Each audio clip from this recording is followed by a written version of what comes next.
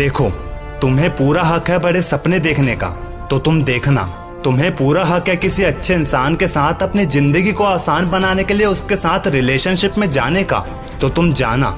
लेकिन ये भी भूलना नहीं, सक्सेस और रिलेशनशिप में हमेशा खुशियां नहीं रहती। तुम्हें तैयार रहना होता है आने वाले प्रॉब्लम्स के लिए। ये लॉ ऑफ नेचर है कि इमोशन इंसानों में डाले इसलिए ही गए हैं ताकि उनका बराबर यूज हो सके, फिर चाहे वो नेगेटिव इमोशन हो या फिर पॉजिटिव इमोशन। मानव जाति के साथ साथ जब जब कुछ पॉजिटिव अच्छा होता है, खुशियाँ, हंसी और एक्साइटमेंट जैसे पॉजिटिव इमोशन अपने आप आ जाते हैं, तो हम ये जानने के लिए तैयार क्यों नहीं होते कि जब हमारे साथ अच्छा होता है तो बुरा भी तो होगा, क्योंकि नेचर ने नेगेटिव इमोशन भी तो बनाए हैं और वो बुरी चीजों में ही यूज होते हैं। जैसे जैसे तुम्हारा सक्सेस या रिलेशनशिप का लेवल बढ़ता जाएगा, तुम्हारे इमोशन का लेवल भी बढ़ता जाएगा। यानी कि अच्छे वक्त में बहुत ज्यादा खुशियाँ और बुरे वक्त में बहुत ज्यादा टेंशन और दुख। हाँ, इमोशन पर कंट्रोल करना हमारे ही हाथों में होता है, वरना इमोशन की इतनी औकात नहीं होती कि वो तुम्हें एक्शन लेने पर मजबूर कर सके। तो फिर ऐसा क्या रीजन है कि हम पॉजिटिव इमोशन में बड़े बड़े वादे कर देते हैं और नेगेटिव इमोशन में सुसाइड करके अपना दी एंड कर देते हैं? तो सबसे पहली बात, पॉजिटिव इमोशन में बड़े बड़े वादे करना, नेगेटिव इमोशन में सुसाइड करना, दोनों ही गलत है।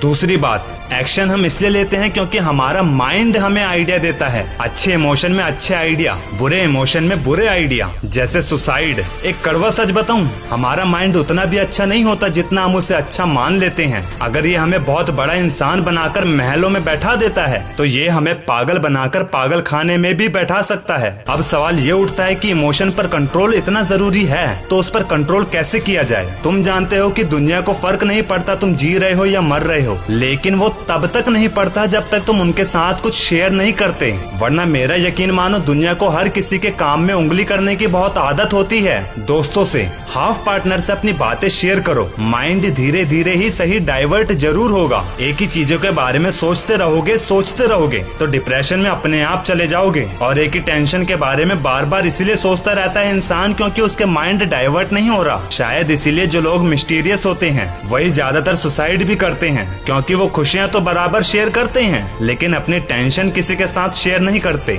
फिर माइंड नेगेटिव आइडिया देता है, फिर वो आइडिया उस प्रॉब्लम से छुट्टी पाने का सॉल्यूशन लगता है, फिर वो एक्शन लेता है और फिर उसकी लाइफ